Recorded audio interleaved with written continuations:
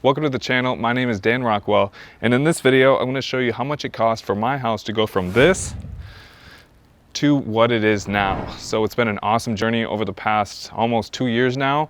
And you know, if you guys are renovating your house for the first time, this would be a great reference just to look, because this is the first time I've renovated my house. Let me know down below, what was the most surprising to you as far as, you know, oh man, you saved a bunch of money on that, or dang, you really overpaid on that, because it'll really help me out on my next renovation projects. Probably 6 months to a year, I plan on renovating another house.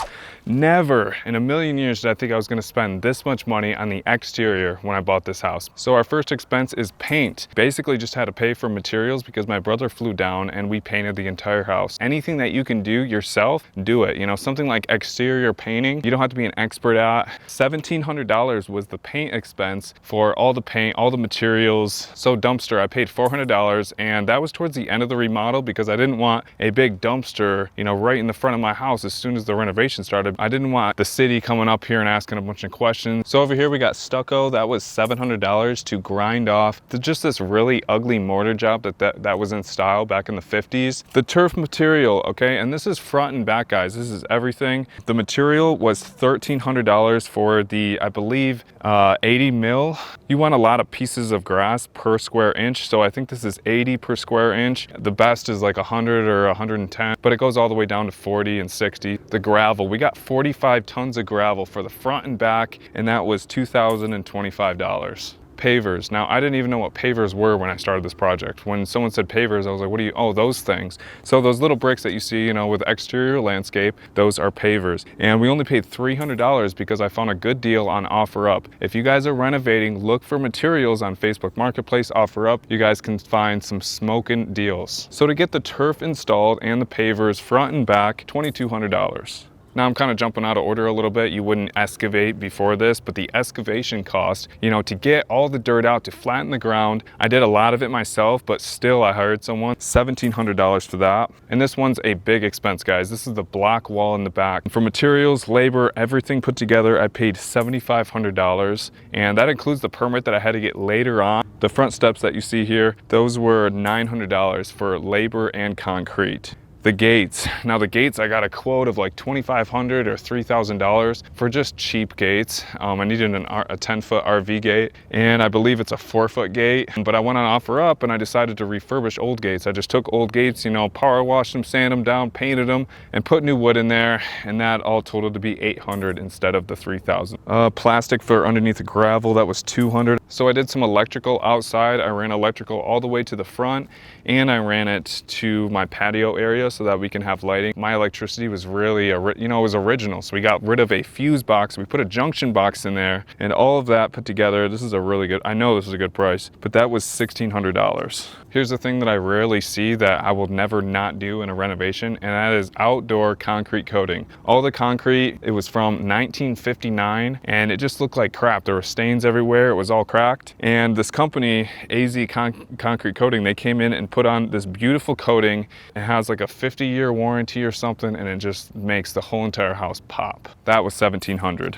Sail shades, I put up all the sail shades, the posts, the concrete, everything by myself, and that saved a lot of money. That was $450. I put an additional slab of concrete over there. That was $2,000. That was a huge expense. And at the time I had a Jeep and I was always hauling stuff in the Jeep. So there were times where I had to rent a truck and I had to rent a jackhammer, just a bunch of random stuff. So renting tools was $1,500. So that all adds up to be $27,000 I spent on the outside. So I've already got a video on my kitchen if you guys want to check that out, but I'm going to go over the numbers really quick here. So kitchen cabinets, $3,100. That's a smoking deal. I ordered them from Nelson's Cabinetry, a great company out of Texas. Now to build the cabinets, because of course they come in boxes and you have to build them and put them up here, was $1,450. The countertops, I had to get 2 slabs, but $1,700 for the 2 slabs, and this is quartz countertops. I would suggest anybody get quartz countertops. It's maintenance free and looks amazing. Now to fabricate it and install it, it was $1,000. Appliances, appliances. This is where I saved big. I went on OfferUp and I found great deals on there. I got this Electrolux fridge for $800.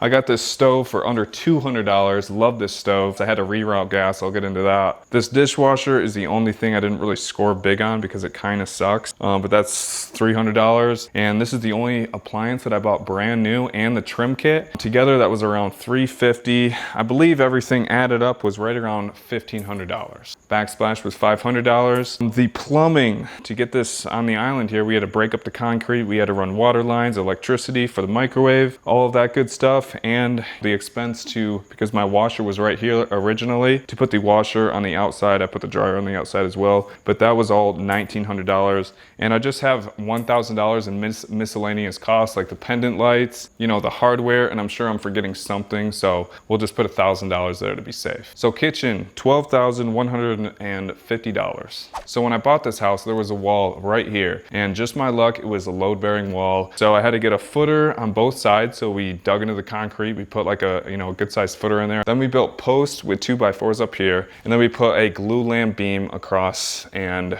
put the rafters into the glue lamp beam. It was actually pretty easy, a lot easier than I thought. And I got this all done, including materials, for $1,700. So I remember getting quotes of like $3,000, $4,500 for that. So that was a big save there. So my whole goal of this house was, it was a smaller house, but I wanted to make it feel bigger. So with the hallway having a short ceiling, I decided to redo all of the ductwork so that we can raise the ceiling up so the ductwork isn't flowing through the ceiling. And you know, that's how the system is. So we ran ductwork all across the attic, and that was $2,800. So I ordered the doors and the trim together, all of the baseboards and the trim around the doors. That was $1,150. So the same guys installed the floors, the baseboards, and the door, and they charged me for everything $2,300. I know that's a pretty good price, and they did a freaking awesome job. This is luxury plank flooring. Yeah, the flooring materials were $1,750. So all the electrical, me and my buddy Ray did. He did charge me $2,000 to help me out, put in all the recessed lighting. You know, we did a bunch of switches. We had to repair some of the old electric, but that was $2,000. My buddy, it's like, Jesus, fucking charge you $2,000.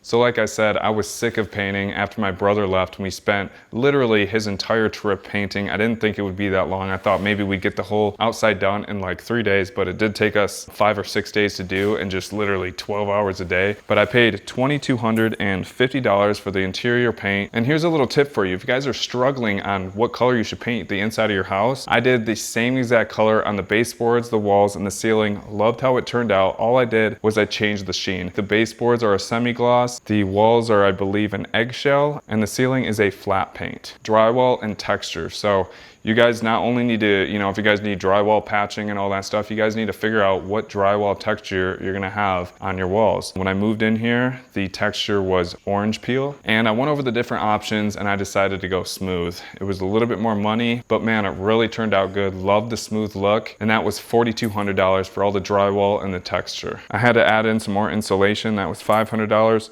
Ceiling fans throughout the house, I installed those. They were $850. All the electrical material, like all the recessed lights, all the switches, $1,500. So all of that added up, $21,000. So like I said, the goal of this house was to make the small house feel bigger. So that's why I have this vertical tile here. That's why I went with all light colors throughout the house. And there's just a bunch of little things that I did to make this house feel bigger. For instance, this floor here, normally there'd be a lip. We eliminated that lip. We went into the foundation and put the pan down there just to make this bathroom feel a little bit bigger. The tile labor for the vertical tile and the flooring was $2,600. That seems kind of expensive, but whatever, we'll move on. The tile flooring material was $500. The vanity was $200. The marble looking tile was $300. And I have $500 for miscellaneous. In the guest bathroom, I spent a lot less because instead of retiling the entire shower here, I just had it refurbished or coated with a gloss that made it look brand new white. So it was a pink original, and I just did that. That was $300.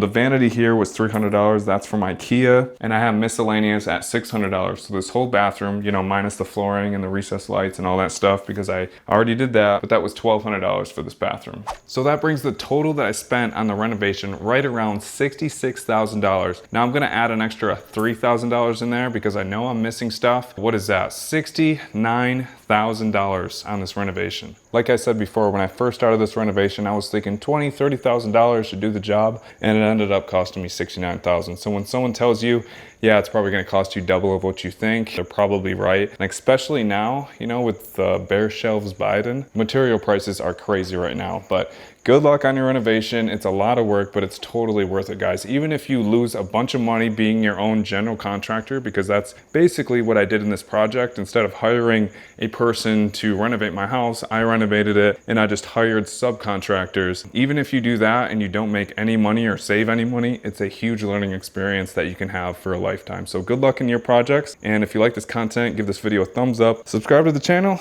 and I'll see you guys next time.